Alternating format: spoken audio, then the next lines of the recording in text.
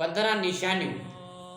Tirmidhi में हज़रत सैयदना अली मुर्तज़ा अली शेर खुदा रज़ियल्लाहु तआला अन्हु खां रवायत आहे, चयाई रसूलुल्लाह सल्लल्लाहु अलैहि वसल्लम फरमायो त जॾहिं मुंहिंजी उम्मत 15 कम कंदी त उन्हनि में वबा काहे पवंदी।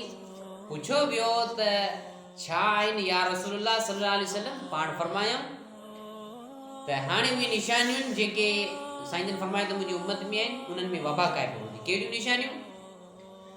पहिरीं गनीमत खे मिल्कियत सम्झो वेंदो।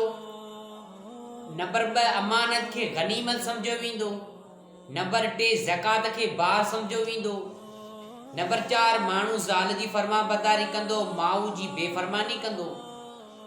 नंबर 5 दोस्त सां भलाई कंदो, पीउ सां जफ़ा कंदो। नंबर 6 मस्जिदनि में आवाज़ बुलंद कया वेंदा। नंबर 7 बदमाश माण्हू क़ौम जा चङा मुड़ुस थींदा। नंबर 8 माण्हू जी इज़त सरफ़ उन जी शर खां बचण ख़ातिर कई वेंदी। नंबर 9 शराब आम जाम थी वेंदो, जीअं पाणी पीतिजे शराब जी आम जाम थी वेंदो। नंबर 10 ॻाइणियूं औरतूं आम थींदियूं, जेके फनकारूं जेके औरतूं उहे आम जाम थींदियूं।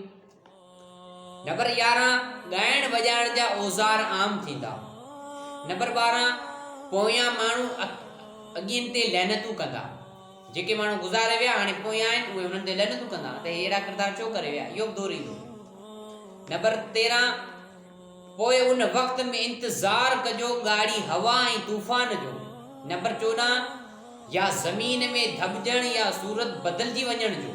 नंबर 15 मर्द औरतुनि जा लिबास पाईंदा। तिरमिज़ी शरीफ़ जे अंदरि हदीस आहे।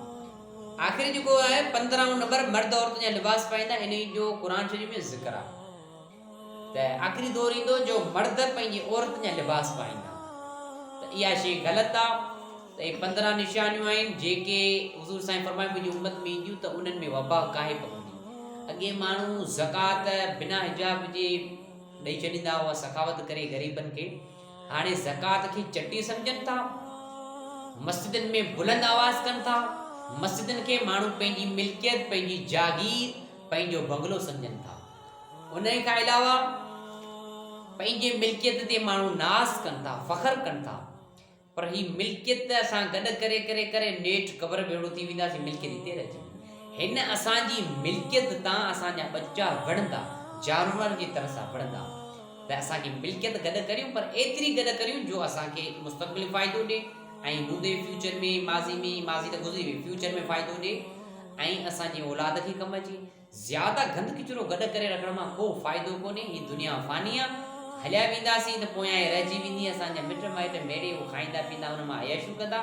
इन जे करे एतिरो गॾु कयो जो तव्हांखे दुनिया में फ़ाइदो थिए ऐं औलादनि खे फ़ाइदो थिए। वमा अलैना इल्लल बलाग।